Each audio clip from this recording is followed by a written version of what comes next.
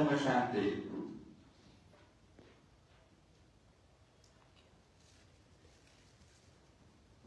د توحید او د وحدانیت د باری تعالی په دې صورت کې بحث شوی. الله رب العالمین د هغه قدرت د هغه صفت د خلق د هغې نه پکې بحث شوی او مؤمنانو ته بشارت او کفارو ته انذار. دا د دې صورت عنوانات. خلاصه د دې صورت دا ده،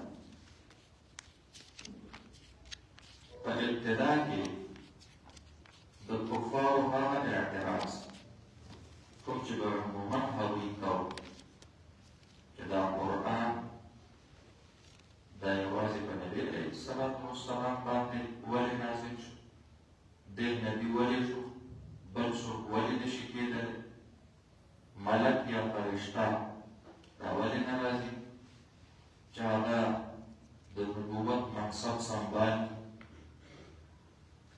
او بیا نبی علیه السلام مبارک خلاف چې به دې کومې پروپیګنډې کولې، الله رب العالمین په ابتدا د صورت کې د هغې رد کوي. الله فرمایي دا زما خوښه د چا ته نبوت ورکومه، دې کې د چا دخل مداخلت نشته، زه د دې ځمکو د اسمانونو خالق او مالک او متصرف او مدبر یم، زه چې دا نظام څنګه چلوم په خپله خوښه چلوم. او بیا نبی علیه السلام ته الله تسلي ورکوي چې ته مخه په کېږه، خو دا کفار ستا خلاف خبرې کوي، پروپیګنډې کوي، سازشونه جوړوي. نو لکه څرنګه چې موسی علیه السلام د فرعون په مقابله کې ما کامیاب کړی، یونس علیه السلام مې د سختو مرحلو نه راوباسلی و، همدغه رنګې به تا زه د اهل مکه د دې سختې مرحلې نه راوباسم، د کامیابۍ د فتح او د نصرت زمانې ته به راشي. دا د دې ټول صورت خلاصه. دې صورت کې 109 آیاتونه دي، 11 مجموعات. ابتدا یې کېږي په حروف مقطعاتو سره، الف لام را. حضرت مفتی شفیع صاحب رحمت الله علیه فرمایي چې د حروف مقطعاتو معانی غالبا نبی علیه السلام ته معلوم وي. البته د دې سره د شریعت څخه داسې حکم نه متعلق چې د هغې په عدم معرفت سره د هغې په نه پېژندلو سره امت کې څه کمی راشي او څه نقص راشي. دا د نبي علیه السلام امتیازي صفت او خاصه. جمهور علماء کرام د هغې قول تاسو ویلی دی چې کله حروف مقطعات راشي نو هغوی وایي الله اعلم بمراده بذلك. الله د ډېر علم دی چې د دې څه مراد دی او څه مقصد.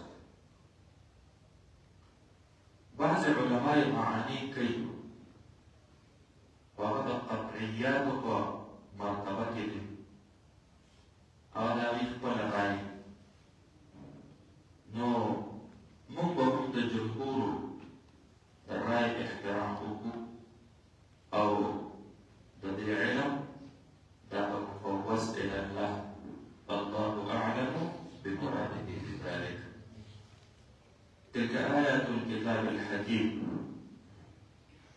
دا آیاتونه کوم چې مذکور دي په لوح محفوظ، دا آیاتونه دي د کتاب الحکیم چې هغه حکمت والا دی. تلک دې سره اشاره وشوله هغې آیاتونو ته کوم چې په لوح محفوظ دي په اعتبار د مکان سره، چونکې هغه د مخلوق نه بعید دي، د دې وجې نه اشاره ورته په تلک سره وشوه. یا تلک نه مراد چې مخکې نازل شوي. دریم تلک نمبرات هغه آیاتونه چې اوس به نازلېږي. تاسو به وایئ چې دا په لا موجود نه دي، نو اشاره په موجود ته کېږي، د الله په علم کې موجود دي. دې وجې نه الله رب العالمین په اډوانس کې د هغې آیاتونو د هغې تعارف کوي چې دا اوس کوم آیاتونه نازلېږي، دا آیاتونه دي د هغه کتاب کوم کتاب چې محکم دی یا حکمت والا دی. الحکیم حکمت دواړه معنی راځي. الحکیم دواړه معنی راځي چې حکمت والا دی یا محکم دی. قرآن کریم کې الله رب العالمین فرمایي آیات محکمات هن ام الكتاب واخر متشابهات. محکمات نو په حکیم په معنا د محکم سره شي، دا معنا یې هم درست نه ده، ځکه قرآن کریم کې په بل ځای کې آیاتو ته محکمات ویل شي. نو په هغه محکماتو آیاتونو باندې چې کوم کتاب مشتمل دی، دا کتاب به هم محکم مضبوط وي، محفوظ وي. فی کتاب مکنون محفوظ. محکم دا مضبوط دی، معنا دا الله نه علاوه د بل چا په اختیار کې د دې نسخه نشته، د دې تبدیل نشته، د دې تزییع او د دې ضایع کول دا د چا د وس خبره نه ده. انا نحن نزلنا الذکر وانا له لحافظون. الله فرمایي دا زما ذمه ده. ان علینا جمعه وقرآنه. الله فرمایي د دې راجمع کول، د دې محفوظ کول دا زما ذمه داري. دا کتاب محکم دی، مضبوط دی. د دې آیاتونه، د دې معانی، د دې احکام دا به ټول په ټوله مضبوط وي. ومثل کلمة طیبة کشجرة طیبة اصلها ثابت وفرعها في السماء. د کلمې طیبې مثال دا د مضبوطې ونې دی چې جړې یې مضبوطې وي او څانګې څوکې بره په اسمان کې ښودل شوي وي. نو د قرآن کریم دا هم کلمه طیبه ده، اصلها ثابت. دا د دې اصل مضبوط دی. دا کتاب کتاب محکم دی، دا څوک راکولی نه شي.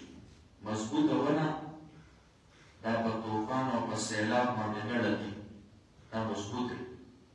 نو قرآن کریم مثال هم د مضبوطې ونې دی.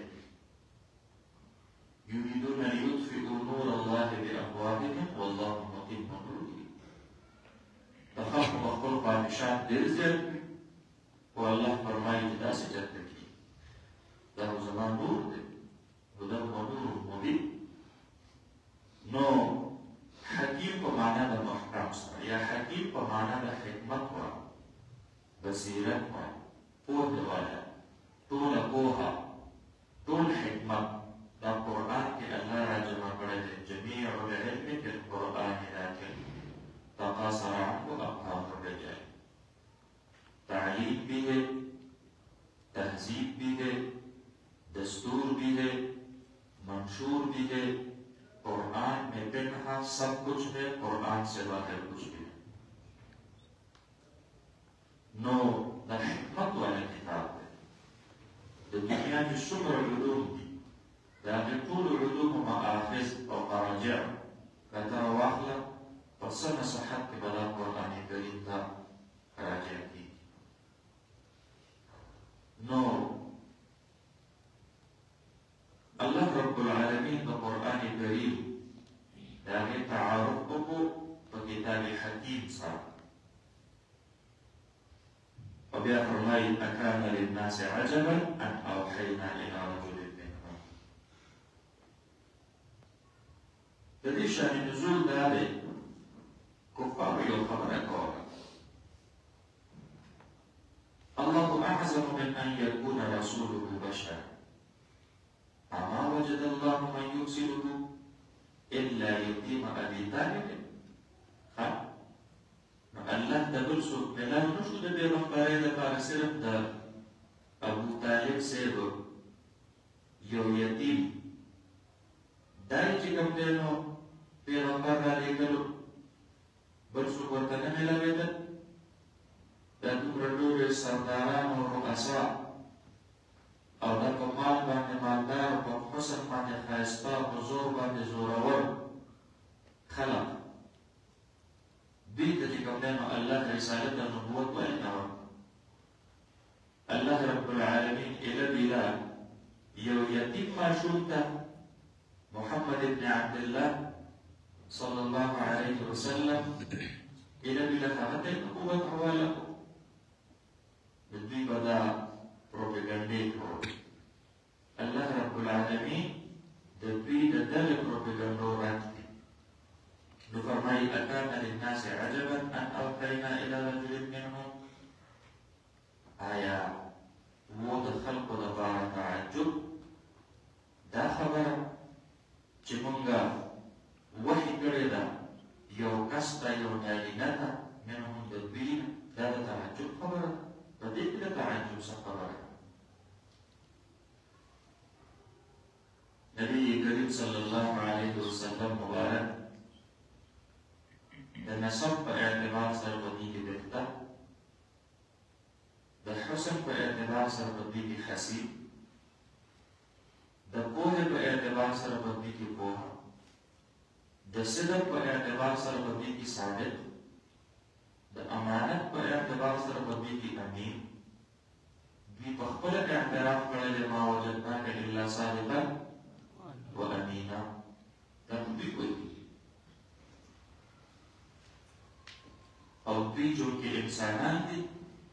د دې وجې نه ما په انسانانو کې دوی د نبي راولېږلو. کو ما د فرشتو رهنمایي غوښتلې په فرشتو کې به مې راولېږلو. ما د انسانانو رهنمایي غوښتله په فرشتو کې په ماده د شر اړوشته دی. ما د انسانانو رهنمایي غوښتله چې په هغې کې ماده د خیر او د شر د دواړو. نو د دې وجې نه ما په دوی کې یو کس هغه مې نبي مقرر چې د دوی په شانتې ژوند تېروي، د دوی سره په معاشره کې. اوس خو ما یو جن له نبوت ورکړی دی، یو فرشتې له مې نبوت ورکړی دی. نو جن او فرشته په جناتو کې ماده د خیر کمه وي او په فرشتو کې ماده د شر بالکل نه وي. په نظر نه راځي چې کوم د بشر هر مخلوق نه اخیستلی شي او انسان دا د جن نه یا د ملک نه رهنمایي نه شي اخیستلی. د دې وجې نه ما په جن یا په ملک کې نبي راولېږلو، په بشر کې په انسانانو کې مې نبي راولېږلو چې د دوی په معاشره کې د دوی سره پاتې کېږي، د خپلو بیبیانو سره ژوند تېروي. نو دوی دې نه د بیبیانو سره ژوند زده کړي. لوږه پرې راځي نو د لوږې په کیفیت کې د خوراک اصول، د هغې طریقې کار، حلال او حرام، جایز او ناجایز، د خوراک طریقې دا ترېنه زده کړي. خوب پرې راځي نو د خوب او د خوب نه د ویښېدلو د هغې آداب ترېنه زده کړي. په ده باندې د کاروبار او د دوکان، د زراعت او د صنعت او د حرفت عملا د هغې آداب او احکام دا زده کړي چې د ده عملي زندګي دا د خلقو دپاره د رهنمایي زندګي. نو الله رب العالمین فرمایي اکان للناس عجبا ان اوحینا الى رجل منهم. مونږ او تاسو په نحوي اعتبار سره د دې جملې جوړښت کوو نو هغه به داسې اکان عجبا للناس ایحاؤنا الى رجل منهم. آیا زمونږ وحي په دوی کې یو کس ته دا سبب د تعجب دی د دوی لپاره. په دې کې د تعجب څه دوی په دې خبره باندې تعجب کوي أكان إيحاؤنا إلى رجل منهم عجبا للناس. إذا كان لپاره اسم او خبر دا موږ له په ترتیب باندې راواخلو هغه به بیا داسې راځي چې آیا زموږ وحي کول په دوی کې یو کس دا سبب د تعجب دی د خلکو لپاره. په د تعجب څه خبره نشته ده، دا خو سیده ساده صفا خبره ده. نو په دې ځای کې الله رب العالمین اثبات د دې خبرې کول غواړي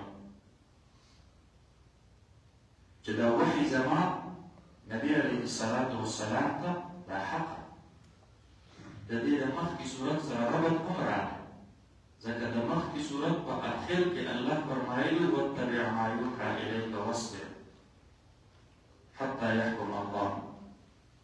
هلته هم اثبات ته وحي راغلی و د هغې صورت په اخر، او د دې صورت په آغاز کې هم اثبات د وحي راغلی. دا دواړه صورتونه د یو بل سره څه شو؟ مربوط شو. بتربط الصورة بالصورة، د یو صورت د بل صورت سره ربط، دا ورته ویل کېږي. نو الله رب العالمین فرمایي چې دا څه د تعجب خبره ده چې موږ په دوی کې یو کس ته وحي وکړو د څه څیز په باره کې ورته وحي ان انذر الناس. دا بیان دی د ان اوحینا لپاره د څه څیز وحي د دې خبرې چې خلق ویروه، کافران ویروه، او وبشر الذین آمنوا او مؤمنانو له زیری ورکړه. نو كافران ويروا أن أنذر الناس خوف الكافرين من عذاب الله. من نبي عليه الصلاة والسلام تشاك وخبري دا په وحي کې په ډول خلاصه وښودلې کافران د الله د عذاب نه ویروا او مؤمنانو له د هغې د اعمال صالحو په بدله کې زیری ورکړه، بشارت ورکړه. دا د انسان طبع او مزاج دی. دی چې د کوم څیز نه ویری دی د نظام بچي، او د کوم څیز چې لالچ او رغبت درته پیدا شي دی هغې طرف ته بیا ځو. نو دا د انسان د طبع او د مزاج مطابق الله رب العالمین د فطرت د انسان مطابق نبی علیه الصلاة والسلام مبارک ته د وحي خلاصه دوه خبرې متفق کړې. دې وجې نبی علیه الصلاة والسلام صفت دا دی کافة للناس بشیرا ونذیرا. کوم ځای کې چې بشارت راشي دا د مؤمنانو لپاره دی، کوم ځای کې چې انذار راشي دا به د کافرانو لپاره دی. نو ان انذر الناس دلته الف لام عهدي دی، مراد ترنه څوک دي؟ کافران دي. یا چې کوم دی نو ویل کېږي هغه عصاة من المؤمنین، نافرمانه مسلمانان. ان انذر الناس وبشر الذین آمنوا، او مؤمنان هغې له زیری ورکړه. مراد ترنه خو کامل مؤمنان شي، نو هغې ته اول ته آخر زیری دی، هغې ته به بلکل د الله عذاب نه میلاویږي او مزې یې مزید. او که نه مراد ترنه مطلق مؤمنان شي، نو په منځ کې به پکې جنتیان هم وي، په منځ کې به پکې ګناهګار هم وي. نو هغې له زیری ورکړه، معنا دا چې په تاسو په دخول اولي سره جهنم ته لا هم وړئ، خو بالآخر به الله تاسو د جهنم نه وباسي او جنت ته وبولېږي. من قال لا اله الا الله دخل الجنه. نو هغې له زیری ورکړه. د دې کلمې ویلو د هغې صله او انعام په هر حال دا به تاسو ته میلاویږي. نو مؤمنانو له زیری ورکړه. د څه څیز زیری ورته ورکړه؟ ان لهم قدم صدق عند ربهم، چې د دوی لپاره دی هغه مرتبه لویه په نزد د رب د دوی باندې. قدم دا چونکې خپل چې سړی کېږدي دې ته څه ویل کېږي؟ دې ته قدم ویل کېږي. چونکې په قدم او په اقدامو او په قدوم سره انسان چې کوم دی نو سفر کوي او لوړو لوړو مرتبو ته رسېږي. قدم دا سبب چې کوم دی نو ګویا کې د رفع د درجاتو دی. پوه شولې په خبره؟ په وړو باندې سړی کېږي که نه؟ یو قدم کېږي، بل قدم کېږي، بل قدم کېږي، بل قدم کېږي. يقال لحامل القرآن اقرأ وارتقي ورتل كما كنت ترتل في الدنيا وارتقي وبرما بخيجة قدم دا وبرما بخيجة قدم تكم بين بوئي دا سبب دي دي طرف الإشارة إذا الإنسان محنت الله جل تزايا نبوزي وكو الدنيا كي ويو ميدان كي دي خالي كي ديو منزل تبرسي او په دین کې دی او میدان کې محنت کوي منزل ته به رسېږي. خواري او محنت دا ذریعه ده منزل ته د رسېدلو. ان لهم قدم صدق. مؤمنانو ته زیری ورکړه چې د دوی دپاره دی د دې مجرم قدم سبب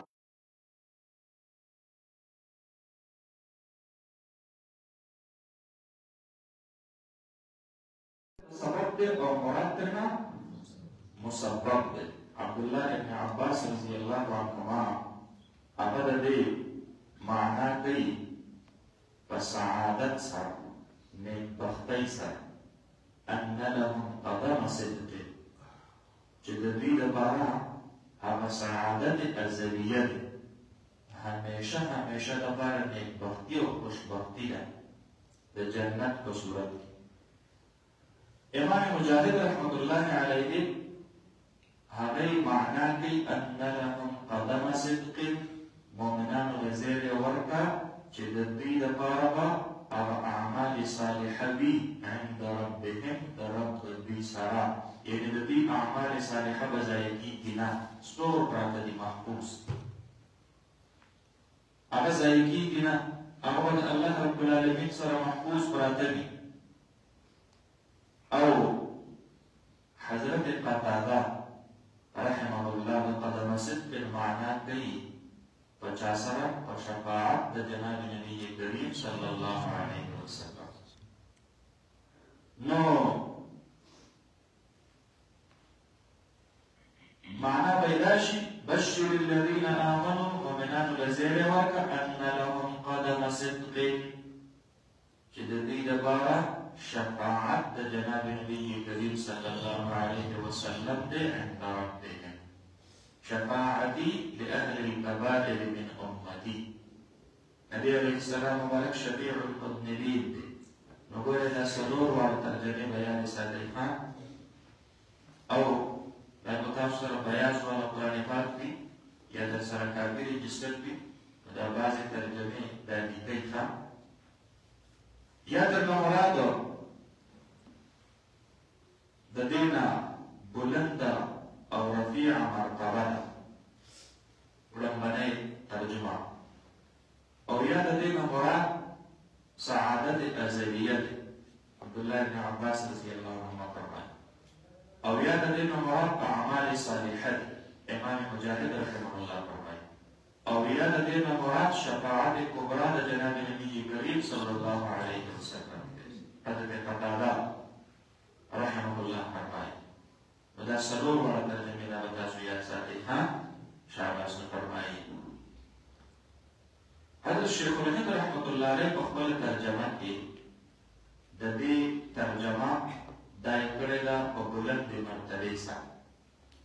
نو موږ باید هم دغه ترجمه وکړو. فرمایي وبشر الذین آمنوا او زیری ورکړه هغه خلکو ته چې ایمان یې راوړی دی ان لهم قدم صدق بشکته د دوی لپاره قدم صدق هغه مرتبه صدق بلنده عند ربهم په نزد رب د دوی باندې د الله سره د دوی ډېره لویه مرتبه پرته ده.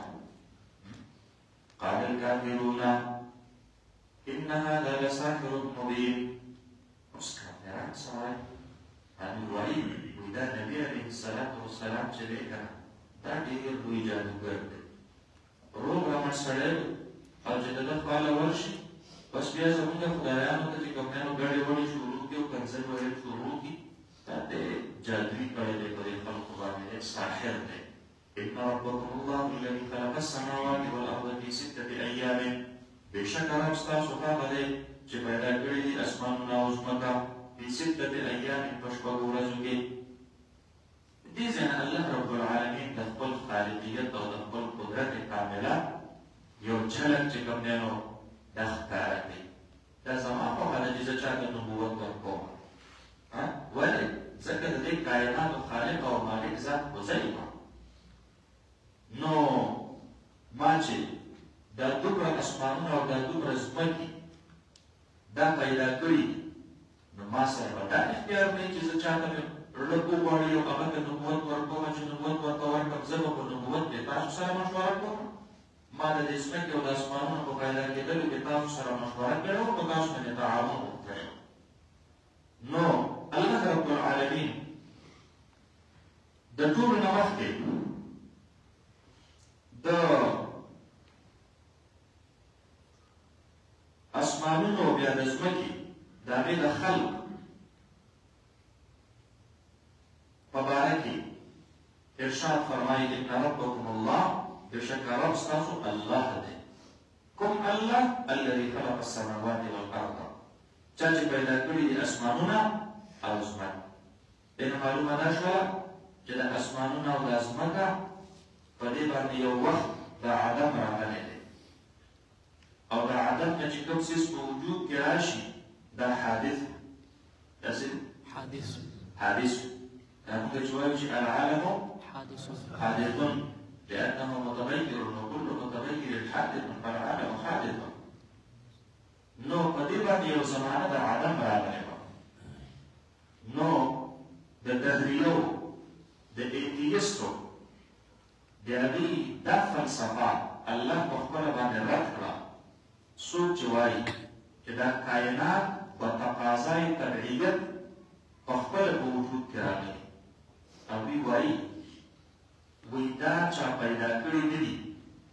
د دې نه د فلاسفو د مناطقو هغه فلسفه هم رد شوه.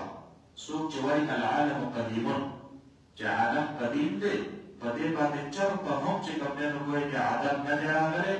الله رب العالمین په خپلو فرمایل ان ربکم الله الذي خلق السماوات والارض. الله رب العالمین اسمانونه او ځمکې پیدا کړل. دې نه معلومه دا شوله چې یو وخت و چې اسمان نه و، یو وخت و چې اسمان نه و، یو وخت و چې ځمکه نه وه. الله رب العالمین د ځمکه او د اسمانونه دا چې کوم دی نو پیدا کړل نو الله یې خالق شو. نو د دهریو دا فلسفه د ایتیستو دا فلسفه الله رد کړه. څوک چې وایي چې دا ځمکه او دا اسمان دا بغیر د خالق نه په خپله په وجود کې راغلي دي. دا یو کره وه، دننه پکې منفي او مثبت چې کوم دی نو هواګانې او ګیسونه راجمع شو او دا کره چې کوم دی نو دا پټاو شوله. او چې دا کله پټاو شوه نو د دې نه څه ځایونو کې چې کوم دی نو غرونه جوړ شو، څه ځایونو کې کندې جوړې شولې، په ژورو ځایونو کې پکې دې نه چې کوم دی نو ګورئ کې سیندونه او دریابونه دا ترېنه جوړ شو. نو دا خبره غلطه او دا خبره غلطه ځکه ده کوم څیز چې حادثاتي طور په وجود کې راشي نو هغه وران ویجاړ. تاسو خبر پوهېږئ هغه څه وي؟ وران ویجاړ. لکه یو کمر دی هغه راتاو شو نو هغه ستا په مرضۍ او ستا په طبیعت باندې چې کوم دی نو ګورئ چې برابر په برابر نه راپرېوځي. اوس هغه چې په کوم ځای ورغلی دی په هغه ځای ورغلی دی.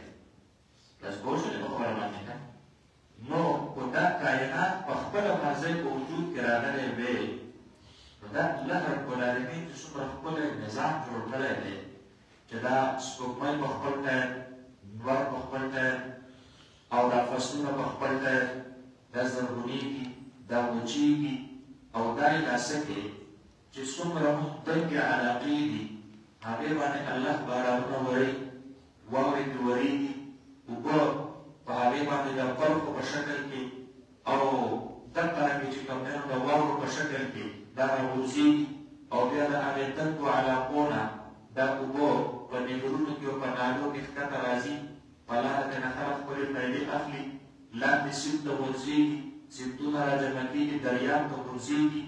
نو خو دا هر څه په خپله په وجود کې راغلی وی او دا دریاب پرې اوچت وي او دا غرونه پرې لاندې وي، دا دریاب پرې اوچت وي او دا ځمکه پرې لاندې وي.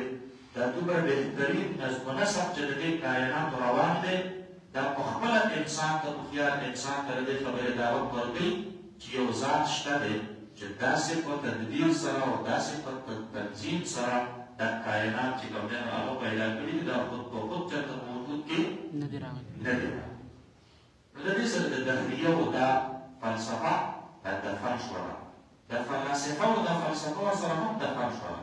څوک چې وایي چې عالم قدیم دی، دې باندې چېرته عالم نه دی راغلی. الله رب العالمین وفرمایل ان ربکم الله، په بېشکه رب ستاسو الله رب العالمین دی الذي هغه ذات خلق السماوات چې پیدا کړي دي اسمانونه والارض او ځمکه. دا علوي او سفلي دواړه چې کوم مخلوقات دي دا الله رب العالمین پیدا کړي.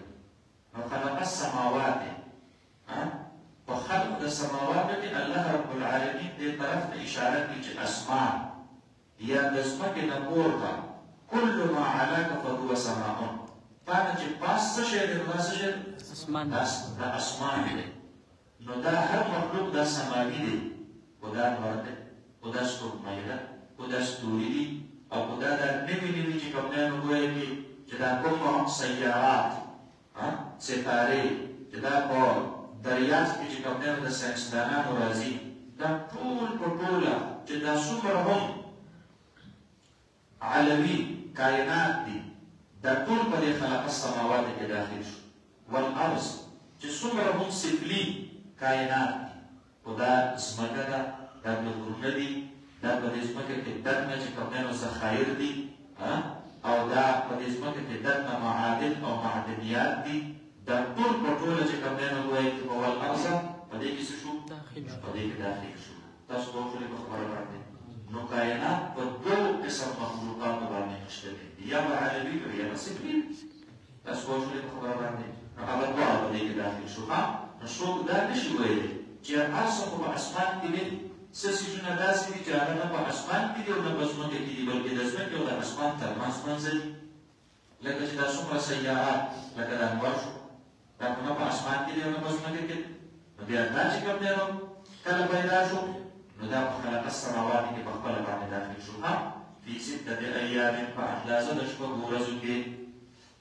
د اندازه ټکي مؤثر په ترجمه کې ولې ولیکم؟ ځکه چې کله اسمان لا نه و پیدا، ځمکه نه و پیدا، لمر نه و پیدا، سپوږمۍ نه و پیدا، د ورځې اندازه چې کېږي نو دا خو د لمر د راختلو نه د لمر تر پرېوتلو پورې یوه ورځ داسې دی که نو چې لمر لا پیدا نه دی رسولی، نو د دې چې کوم دی نو ګویا کې د شپږو ورځو د هغې دا تحدید دا به څرنګه کېږي چې لمر لا پیدا نه دی. نو ورځ دا په هلو په وجود کې راغله چې کله لمر پیدا شو، چې لمر لا پیدا نه دی نو څرنګه الله رب العالمین فرمایي چې د شپږو ورځو په شپږو ورځو کې دا پیدا کړه. دا موږ او تاسو سره مقدار ذکر کوو چې د الله په علم کې د دې دا مقدار دی که ورځ او شپه چې دواړه را یو ځای کړي دا 24 ګنټې نو 24 ګنټې دا د یوې ورځې اندازه دا د الله رب العالمین په علم کې وه. الله رب العالمین د شپږو ورځو په اندازه کې دا ټول سفلي او علوي کائنات دا پیدا.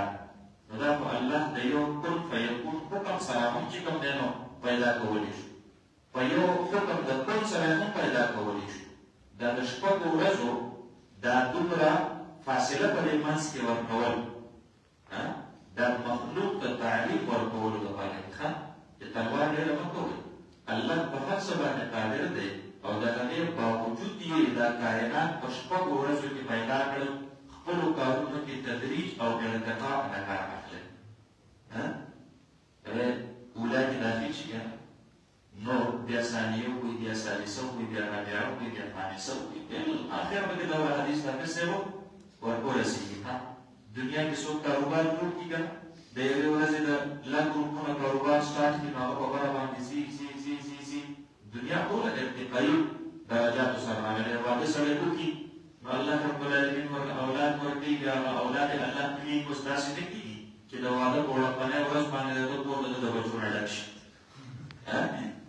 كان الإنسان عجولا إنسان يقول أكثر بس مقصرة كده وشو اللي بخبر عنك الله رب العالمين بالدنيا طولت فقد قصر كيدا كيدا فصل بكرة فقمياش بقوة انتظارك وصل الله ونسل كوريش كسار دانا وقوة وما حامل الله رزقنا كل وقبضي وشو اللي بخبر عنك فقد الدنيا الله رب العالمين فقد قيد عمل سر كيدا كيدا إنسان بلوكي دورو دوی کی دیسوانی کی دیداری نورستو بلاکی تقول ارتقائی مدارج دی ارتقائی مراحل دی دا صرف دا انسان دا دیو خوی خصلت دا تعلیم دا بار چه دا انسان کو فطرت کا عجلت دا عجول دا ارسی الزرق زرابانی نو اللہ رب العالمین دیلت تلالی استاسا اختیار دی محدود اختیارات بدون تلوار مکوا اللہ صلی اللہ محدود اختیارات دی دا غیر باوجود یہ مشبق ورزل کی زمکی و اسمانون دا جوڑول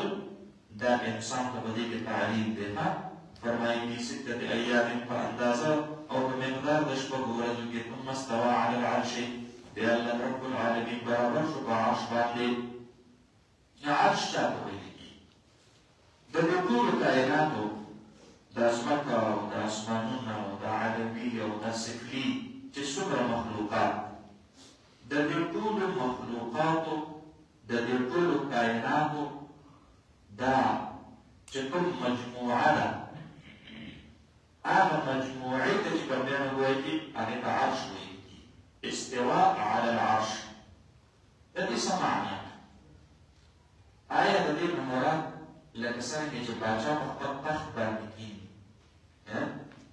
دا دي مراد دي نقول ايه بعضي خلق ظاهرية يا الله رب العالمين لا ده جسم قائل هدوی د دې معنا هم دک من او تاسو اهل السنه والجماعت الله رب العالمین له جسم قائم نه نو الله له طرف هم قائم نه الله له یو خاص مکان هم قائم نه نو ثم استوى على العرش دا یو داسې جمله ده چې دا په متشابهات د دې سمات په قران کریم کې بعضی سيزونه داسې راغلي دي چې هغه د متشابهات په توګه دي ید الله فوق الايديهم بس الله له ید ثابت کړي ید د جسم یو حصه ده عضو ده لکه څنګه چې د جسم د اطراف د یمین دی د شمال دی د قدام دی د خلف دی نو تکرانګي د جسم د عضو لپاره هم خامخا اطراف چې دا یې طرف ته دا یې طرف ته دا یې مخه طرف ته دا یې وروسته طرف ته الله رب العالمین او د هغه دپاره جسم ثابت شي یا د هغه دپاره یو عضو یو اندام ثابت شي بیا به الله محدود فی مکان دون مکان شي بیا به څوک دا وایي چې الله دلته شته دی هلته نشته دی او الله رب العالمین خو منزه دی د دې نه د دې وجې نه چې په کوم ځای کې د الله رب العالمین دپاره اعضاء راغلي دي تاسو خبره نه راوستلې دي که نه نو دا هم په متشابهاتو کې متشابهاتو کې دوه مسلکه دي یو مسلک د متقدمینو دی دا به د ځان سره ولیکئ ښه ځکه چې دا به په قرآن کریم کې ځای په ځای راځي نو تاسو د لومړۍ ورځې مجازات هم وکړئ او یاد یې هم وروسته به بیا موږ ته اسان دي ښه د متقدمینو مسلک دا دی د متشابهاتو په اړه هغوی قایل دي د مسلک التنزیل مع التثبیت التنزیل مع التثبیت نور باندې وکړو تنزیل دې ته ویل کېږي چې دا کوم صفت الله له ثابت دی نو دا د مخلوق په شان دی نه دی مثلا استواء على العرش د الله داسې نه ده لکه څنګه چې زموږ او ستاسو بادشاه راشي په کوڅې باندې کېږي او چا راته سنبالي موږ وایو چې هغه خلک یې واخیستل او کوڅې یې سنبالي نو دا د الله رب العالمین دپاره دا داسې نه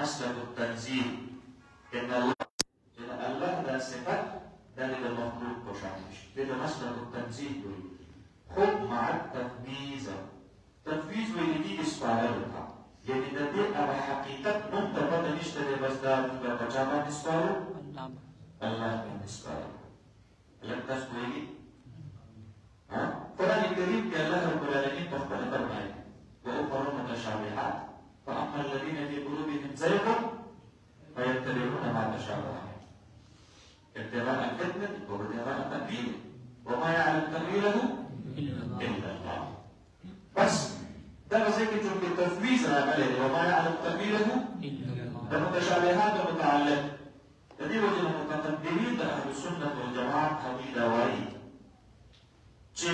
زمون مسلك ده تنزيل مع التفويض حقيقة ده دي صفة الله ده معلوم دي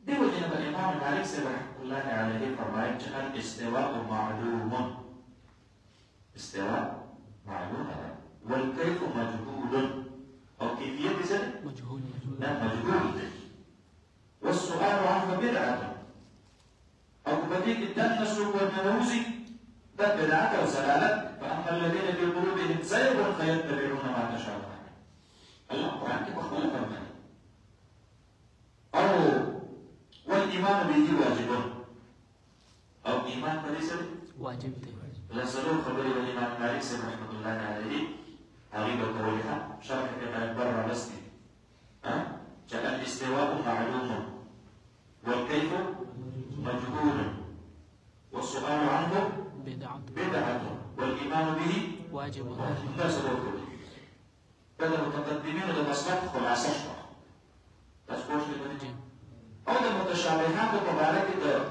متأخرين مسلك سري متأخرين ويجي مقطعين ده مسلك التنزيل خذ مع التأويل تفويض مثلا يكون جسده تأويل نبدأ تأويل طيب ده متأخرين ويجي مسلك ذلك مسلك التنزيل معناه مبتلة كما يكون صفات هذا المخلوق وشأن بني الله من البعض البته ده التأويل ممكن وقلت التأويل ده بقى متأخرين صدوق شرطون والخام وجونا ولقناه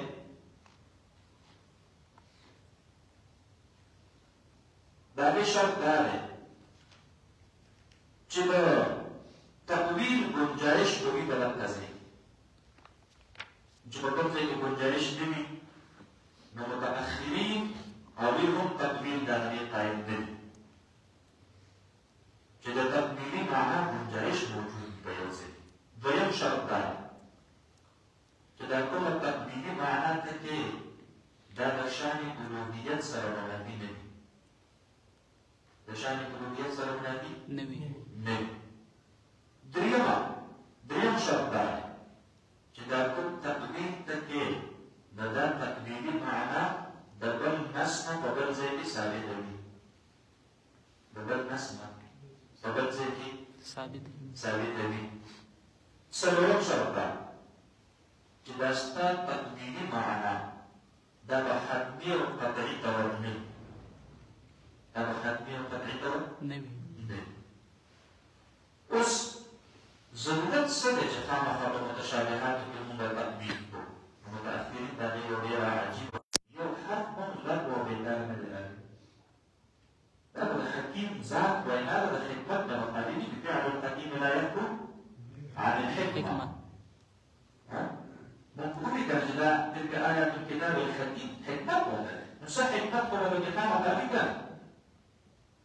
نبقى اعتبار ده الزن سنة ده الزن بدرجتي يوزني تأمين ده أهل علم تكمين هو يدي dan boleh أو متأخرين للتفسير ليس الاستدلال وليس له اتخاذ وما يعلم تأويله إلا الله والراسخون في العلم هذا إذا وضع التفاعل jadi pada video Allah pun juga berasal dari ilmu هر چا کار نه دی ګورې ښه دا هر چا کار نه دی راسخین فی العلم چې کوم دی نو ګورې کې هغوی په دې ځای باندې پوهېږي تاسو پوهېږئ خبره باندې هغوی د دې نه استدلال نیسي نو دا څلور شرطونه نو ثم استوى على العرش په دې ځای کې متقدمین وایي وی دا استوا د الله رب العالمین په عرش باندې دا هغه استوا نه ده کوم چې د مخلوق بادشاهان په خپل کرسۍ باندې جلوه افروز شي مسلک التنزیه مع التثبیت په حقیقت باندې الله عالم پوه شئ په خبره باندې متأخرین څه وایي متأخرین وایي ثم استوى على العرش استواء دلته په معنا د استیلا سره راځي غلبې سره راځي الله رب العالمین هغه بیا په عرش باندې چې کوم دی نو ګورئ کې حاکم شو غالب شو او دا ټول نظام مملکت او نظام حکومت د الله رب العالمین په لاس کې واخیستل اوس ما ته وګورئ په دې نه په معلومه دا شوه دا ثم جلالي دا د تراکي لپاره راځي د استوالي لپاره راځي دې نه معلومه دا شوه چې تر دغه وخته پورې الله رب العالمین د عرش او د کائناتو په دې نظام باندې غالب او قادر نه و آیا په الله رب العالمین باندې یو کیفیت داسې راغلی دی چې د کائناتو په دې نظام باندې الله غالب نه په دې اشکال باندې پوه شول څنګه څومره د تراکي لپاره راځي او تراکي په وخت کې د فسر د دې نه معلومه دا شوله چې د دې نه مخکې الله رب العالمین د دې کائناتو په دې نظام باندې غالب نه او وروسته غالب شو نو تاسو به داسې ووایئ ښه چې دا ثم دا د تراخي لپاره ده لیکن دلته د تراخي نه مراد تراخي د وخت نه ده دلته د تراخي نه مراد تراخي د رتبې ده تراخي د څه شي ده د رتبې ده چې کله دا کائنات د وجود کې الله نو راوستي نو عملاً د دې وجود نه نو په دې باندې غلبه وکړه خبره کوئ چې د یو څیز وجود نه وي نو په هغې باندې خصوصا غلبه نشي راتللی او چې کله د دې وجود راغی نو الله رب العالمین له بعمله اختیار او قدرت او غلبه ورکړه حاصله شوه تاسو پوه شولې نو دلته دا ثم دا د تراخي په الوقت لپاره نه دی راغلی ښه دا د تراخي په رتبې لپاره راغلی بهرحال زمونږ مسلک دا دی چې د متقدمینو د متأخرینو د دواړو دا خبره دا حق ده او دا ټیک نه متقدمینو ته نسبت د جهل کول ټیک دي او نه متأخرینو کې چا ته نسبت د جهل کول ټیک دي نه په متشابهاتو کې په معنا د تفویض کې چا ته جاهل ویلی شي او نه په صورت د تأویل کې چا ته کافر ویلی شي په دواړو نقطې بیان ساتئ ښه په صورت د تفویض کې چا ته جاهل نشي ویلی او په صورت د تأویل کې هیڅ چا ته کافر نشي ویلی ښه پوه شولې په خبره باندې ښه خو دا شرایط به ورسره یاد ساتئ داسې نه چې اوس یو بتړو راپورته شي او هغه په متشابهاتو کې یو معنا د خپله ځانه داسې روباسي چې هېڅ مناسبت یې ورسره د بل نس نه ثابته نه وي او د سره د شان الوهیت سره چې کوم دی موضوع نه وي نو داسې نه وایي ښه والراسخون فی العلم واقعیت بیان ساتئ دا د هر چا کار نه دی راسخین فی العلم به صرف اصحاب التأویل ګرځي د متشابهاتو کې وژنې بس په خبره باندې ښه چې غلو نه ده پکار او په دې کې تشدد نه دی پکار په دې پسې ورپسې کېدل نه دي پکار حضرت عمر رضی الله عنه په یو کس باندې تېر شو چې هغه په متشابهاتو پسې لګېدلی او ناشنا تأویلات به پکې کول حضرت عمر رضی الله عنه ورته سزا ورکړه او بیا یې ابو موسی اشعري رضی الله عنه ته وفرمایل چې صحابو ته ووایي چې د ده سره نه کېني ځکه دا سړی فتنهګر دی تاسو پوه شئ نو د دې وجې نه هر بتړو له په متشابهاتو کې د خپل رایې ورکولو اختیار رب العالمین دی الذي هغه خلق الایام په اندازه د شپږو ورځو کې ثم استوى على العرش او بیا الله رب العالمین استوا کړې ده په عرش باندې کما یلیق بشانه د متقدمینو یا ثم استوى على العرش او بیا غلبه حاصله کړې ده على العرش په عرش باندې. يدبر الامر، الله رب العالمين تدبير کوي د ټولو امورو. الامر دلته الف لام دا چې کوم ځای استغراقي دي يدبر جميع الامور، د ټولو معاملاتو تدبیر د الله رب العالمین په خپله باندې دي. تاسو پوه شئ تدبیر چاته ویل کېږي؟ نظر کول د یو شي په عاقبت باندې او په انجام باندې. پوه شئ نو د هر څه په عاقبت او په انجام باندې د الله رب العالمین نظر دی. دا ټول څیزونه الله رب العالمین دا په یو نو دې طرف ته مو اشاره ده. ما ته وګور دهریه دا وایي وایي دا بارانونه چې کېږي دا موسمیاتي تغیر نن سبا ورته حسین علي دغه ورته وایي دا دنیا ورته وایي دا کلایمیټ چینج دی، موسمیاتي تغیر. نو وایي دا ټول څیزونه چې کوم دي که نه دا زلزلې کو راځي، دا طوفانونه کو راځي، دا سونامي کو راځي، نو دا ټول په ټوله دا په خپله باندې په وجود کې راځي. دهریه دا وایي الله رب العالمین رب بنا يدبر الامر، یو مدبر د امر چې کوم دی دا موجود دی. امر ټول معاملاتو تدبیر او په خپله باندې فرمایي. داسې نه ده چې دا هر څه په خپله باندې په وجود کې راځي، نه دا الله رب العالمین مدبر الامر دی. ما من شفیع نو ما ته وګورئ په دنیا کې د ساینس دوه فلسفې چلېدلې. یو فلسفه چې کوم دی نو د نیچر وه، هغې به وایي په یو څیز کې چې کوم خاصیت او صفت دی دا عقل دی، لکه مثلا په اور کې سوځېدل، په اوبو کې ډوبول. دا د نیچر فلسفه وه. دې خلکو ته به یو نیچري وي. نن سبا هم دا شته دی. سر سید احمد خان دا د دغې فطرې چې کوم دی نو مشر پاتې شوی. پوه شوې پوهه باندې نو دې خلکو به د قرآن کریم د ډېرو خبرو نه خالص د عقل په بنیاد باندې انکار کوو. کنه دا عقل ممکنه نه ده چې ابراهیم علیه السلام د نمرود اور ته ورته کړی او اور ته به یخ شوي. دا نه ده ممکن. نیچر کین ناٹ چینج. دا موږ وایو په دې سکول کې دې ته څه وایي؟ دې ته نیچري فتنه وایي. دوی وایي بس دا نیچر نه دی، دا علت عامه دی، دا بدلیږي نه. نو موسی علیه السلام هغه ته په دریاب کې لارې جوړېدل، دا خلاف نیچر ده، دا د عقل خلاف ده، دا نه دي شوي. دغه ته دوی بیا چې کوم دی نو وایي نه دلته د دریاب نه مراد چې کوم دی نو دا د کفر دریاب چې الله پاک موسی علیه السلام ته لارې جوړې کړې. دا پوه شوې خبره؟ علیه السلام پکې ورتاو شو، اور روان صحیح پاتې شو، ایمان یې محفوظ شو، د کفر په دغې اور دا حقیقي اور نه وه. پوه شولې په خبره باندې؟ نو دوی بیا د ساینس د فلسفې له وجې نه د قرآن چې کوم دی نو ګویا کې د دې آیتونو د حقیقت نه انکار کوو. دا الله نظام ته وګوره. وروسته ورپسې چې دا د نیوټن فلسفه وه په ساینسدانانو کې چې فطرت نه بدلېږي، نیچر نه بدلېږي. وروسته ورپسې آینسټاین راغی په 18مه صدۍ کې. هغه ورپسې فلسفه وکړه نه نیچر اصل شی نه دی، سوپر نیچر اصل شی دی. یعنې معنا دا چې په اور کې خو سوځول دا نیچر دی، خو یو ذات بل داسې شته دی که هغه وګورئ نو اور به یو سوځول به نه شي کولی. دا ساینس فلسفه وباسه. نو ساینس چې کله فلسفه وباسله نو د قرآن کریم د آیاتونو د حقیقت نه انکار کوونکي خلک هکا بکا باندې چې خدای وسو نو یدبر الامر.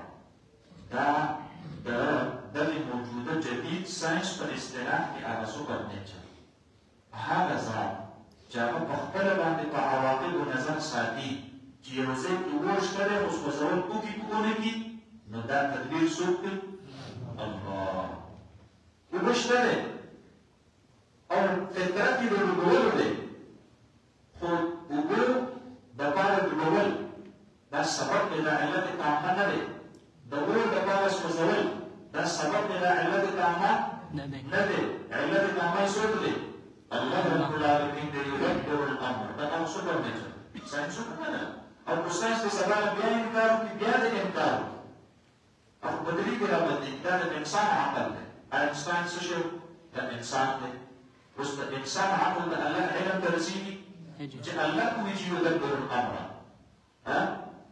نو ساینسدان د نظریې انکار وکړي د ساینسدان عقل على دومره د الله علم سبحان الله خضر عليه السلام والسلام حضرت موسى عليه السلام والسلام بسوي غرني بالك يشتكي كان استا هذا شيء المفروض بعد يجي كمان للدريابنا وبين واقستلي ولوجود مخلوق علم ده الله ده علم بمخي ده سيدي لكن دين برنيش بده يخبر المفروض يو قدر ده تكون لو شتك على ده كون مخلوق علم عمل ده يبين تطريق ومعنى او ده رب ذو الجلال علم ده يبقى في بحر وسمندر تسبوت المفروض من يدبر الامر ما من شفيع الا من بعد اذنه نشتري سوق شفاعة او انتي مدر رسل اجازة الله رب العالمين يومئذ لا تنفع الشفاعة إلا من أذن له الرحمن. تفسير القرآن بالقرآن. فالله قد إجازتنا بشفاعة. النبي عليه الصلاة والسلام كنت شفاعة كما الله إذا نرسل به. حافظ القرآن شفاعة كما الله إذا نرسل به. شهيد شفاعة كما الله إذا نرسل به. عالم دين شفاعة كما الله إذا نرسل به. قرآن او رمضان چې شفاعت کوي نو الله د دې ځنه رستو وکړي دا پنځه شفاعتونه دا هغه خاص شفاعتونه دي یو شفاعت کبرا د نبی علیه السلام نو ګورئ یو شفاعت کبرا دا د نبی علیه السلام دا د عام امت دپاره پنځه خاص شفاعتونه دي نمبر 1 د حافظ القرآن شفاعت نمبر 2 د عالم دین شفاعت نمبر 3 د شهید فی سبیل الله شفاعت نمبر 4 د قرآن شفاعت نمبر 5 د رمضان شفاعت او د پنځه واړو شفاعتونه دا چې په دې وایي کې د احادیثو مبارکو ثابت دي تاسو ټول نو دا په کله هم په الله د اجازه نه وروسته فقط الله د اجازه نه باندې نشي کولای ما من شفیع الا من بعد اذنه ذلكم الله بس دا تعارف چې تاسو ته کوشو الله هغه ذات چې خالق دی الله هغه ذات چې استواء استیلاء کړی ده الله هغه ذات چې تدبیر د ټولو امور کوي الله هغه ذات چې د هغه اجازه نه بغیر رسول شفاعت نشي کولی ذلكم الله وګورئ د الله صفت د خالقیت ته وګورئ د الله صفت د استیلاء د غلبې ته وګورئ د الله صفت د مدبر الامر ته وګورئ د الله صفت د لمن الملك اليوم لله الواحد القهار تقولي دقة الله ربكم لا رأس دي فاعبدوا وتاسو عبادتكم كيدا لا فعل تعقيد مع الوسط مع الدفاع تزويد فعل جانب تعقيد مع الوسط مع الدفاع نقول جدا الله جدا كل أسماء حجمة كده بين أو دي غالب دي مكائنات ومعبد أو دي مدبر الأمر او ددنه بابل سوق شفاعت نشي کولای تاسو د عبادت وکړئ بل چاره بل لار نشته دې د تعقیب مع الوصل ویل کیږي دا ټول خبرې چې پیژندلې د دې ټول خبرو په لاسه تاسو د تاسو د الله عبادت وکړئ افلا تذكرون آيات تاسو نصیحت حاصله وي الیه مرجعکم تبع الله رب العالمین طرف ته واسستاسو د جميعا د ټول بل الله رب العالمین ته تاسو ټول واپس کیږي وعد الله حقا وعد الله وعدا وحققه حقا الله وعدا بالمواعيد والحساب تقدير العبارات لا تناسب الاتفاق وعد الله وعدا حقا الله رب العالمين وعدا وعد الله وعدا الله رب العالمين وعدا كلنا مواعيد والحساب وحققه حقا او غير اشتياق كلنا ثابت كلنا بس هذه أول صراحة وعد الله حقا لا وعدنا الله رب العالمين لا وعدنا الله رب العالمين على حقا سجا إنه يبدأ الخلق ثم يعيده شعنا قبل ذلك الله رب العالمين پیدا کوي مخلوق لا يبدأ الخلق ابداء ويلدي أول ځل پیدا کوي يبدأ الخلق الله رب العالمین په اول ځل پیدا کړی دی دا مخلوق دا د خاورې نه پیدا کړی دی آدم عليه الصلاة والسلام السجن من صلصال من حمأ مسنون. الله رب العالمين د دې خاورې چې کوم دی انسان پیدا کړی ثم يعيده بیا به د خاورې ته وسپاري. په قبر کې به پروت وي، خاورې به درته جوړې شي. تاسو پوه شئ په خبره باندې که نه؟ نو چې په یو پېره باندې الله انسان د خاورو نه پیدا کړو بیا یې خاورې کړو، نو دې کې الله دې طرف ته اشاره کوي چې دی خو خاورې شو، وروسته په دویم ځل باندې پیدا کول داسې ګرانه خو نه ده چې د قیامت په ورځ باندې چې کوم دی نو دی الله د دغې خاورو نه دوباره راجوړ کړي. أفعلينا بالخلق الأول ولمقبل ولمبني بلاش باندې سشتولي شوي یو چې دا دویم به نشو کولی. کار خو په ولمبي ځل باندې ګران چې ولمبي ځل باندې سړی یو کار وکړي نو بیا په دویم ځل باندې څه وي اسان دي، بیا به سړي مټ راوړي. هسې داسې نه وه بیا به سړي مټ راوړي. الله رب العالمین ګوره دا انسانان چې کوم دی که دا په ډېرو اسانو مثالونو باندې پوه دي. نو إنه يبدأ الخلق ثم يعيده. الله رب العالمين پیدا کړی د مخلوق لره او بیا به دوباره کړي د مخلوق لره. نو الله رب العالمین ته دوباره پیدا کول څه ګران خو نه دي. د دې نه عقیده د بعد الموت الله ثابتول غواړي. مکیو سورتونه کې د توحید رسالت او د بعد الموت نه چې کوم دی بحث کېږي. ليجزي الذين آمنوا وعملوا الصالحات بالقسط. دا د بعث بعد الموت پیدا الله ذکر کوي. دا ولې؟ د څه دپاره مخامخا الله رب العالمین دا انسانان دوباره راباسي؟ د دې څه فایده ده؟ دا د دې دپاره چې الله بدله ورکړي دې ته. مؤمنانو چې کوم کار کړی دی چې هغې ته د عمل صالح صله میلاو شي.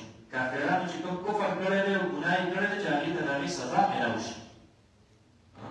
اوس جزا او سزا دا خو قانون فطرت دی. ما ته وګورئ جزا او سزا څه شی؟ قانوني فطرت دی. څوک چې په دې دنیا کې ښه کارکردګي اختیار کړي نو په هر ډیپارټمنټ کې هغه ته انعام ورکول کېږي نه ورکوي، تنخوا ورته ورکوي، الټه داسې وایي انعام ورکول کېږي. دا ګولډ میډلیسټ دی، ځکه چې دا تقسیم انعامات دی. داسې کېږي نه. او چې څوک غلطي وکړي نو د دنیا په نظام کې ورته هم خلک تأدیب ورکړي، سزا ورکول کېږي. تاسو ګورئ نه هغه کټره دی سیګنل دی کراس کړو ودې ته پرچه درته کوو. دا د دنیا نظام دی. تاسو پوه شئ په خبره باندې که نه؟ دی چې کوم دی نو غلطي وکړي جج صاحب ته مخامخ شي هغه ورته سزا ورکړي. په سکول کې سبب نه یاد کړی هغه ورته سزا ورکړي. ګونر کې سنت یې فعل وکړي که نه ګونر کې سزا نشي ورکولی. نو دا جزا او سزا دا قانون فطرت دی. د دې وجې نه چې کوم دی نو ګورئ چې الله رب العالمین فرمایي چې دنیا کې به درته کاملا مکملا اختیار درکړی دی خو خپله ده، خو د دې صله د دې بدله دا به درته وروستو درکوم. فرمایي ثم يعيده ليجزي الذين آمنوا وعملوا الصالحات بالقسط. دا لیجزیه دا تعلیل دی، بیان د علت دی، بیان د تاییدې دی. د ثم يعيده دپاره الله به دا مخلوق دوباره ولې راباسي؟ ليجزي الذين آمنوا وعملوا الصالحات بالقسط. دې لپاره چې الله رب العالمین بدله ورکړي هغه خلکو ته چې ایمان یې راوړی دی او عملونه یې کړي دي نیک بالقسط په انصاف سره. الله رب العالمین هغه انصاف سره به دې ته چې کوم دی نو څه ورکړي؟ بدله درته ورکړي. والذین کفروا لهم شراب من حمیم وعذاب ألیم بما كانوا یکفرون. هغه خلک چې کفر یې کړی دی د دې لپاره به وي شراب څښاک من حمیم دا د ګرمو اوبو نه. ماء حار حمیم هغه ګرمې اوبو به منه الحمام. حمام ته حمام ولې ویل کېږي؟ ځکه په دې کې ګرمې اوبه میلاوېږي. تاسو پوه شئ؟ هغه صاحب حمام ته حمام ځکه ویل کېږي چې په دې کې ګرمې اوبه وي. تاسو پوه شئ په خبره باندې که نه؟ نو لهم شراب من حمیم د دوی لپاره به هغه څښاک وي، هغه اوبه به وي من حمیم د هغې جوشېدلو اوبو نه، خوټ کېدلو اوبو نه. حمیم هغې ګرمو اوبو ته ویل کېږي چې هغه وخوټ کېږي. موږ تاسو ته خوټ کېدلې وایو. وعذاب ألیم او هغه عذاب دردناک بما کانوا یکفرون په سبب د هغې سره چې وبه دي کفر کوونکي. نو دوی چې کوم کفر کو د هغې سزا به ورله الله رب العالمین هغه به ورله د دغې ګرمو اوبو او د جهنم د عذاب په شکل کې ورکړي. نو ګوره دلته چې کوم دی نو د بعث بعد الموت کې د مؤمنانو لپاره تبشیر شو. او تبشیر څه شی؟ ليجزي الذين آمنوا وعملوا الصالحات بالقسط. او د کافرانو لپاره په دې کې انذار شو. ناقص شيء والذين كفروا لهم شراب من حميم. نددي ربك وسطاس بدا أولاد بني ضيب آيات سرط عليها فكان للناس عجبا أن أوحينا إلى رجل منهم أن أنذر الناس إذ والذين كفروا لهم شراب من حميم وبشر الذين آمنوا أن لهم قدم صدق. يعني إذا تبشير على تبشير يجزي الذين آمنوا وعملوا الصالحات بالقسط. هذا ما قبل سرقنا شرابا لا بد عليه. سبحان ربك رب العزة عما يصفون.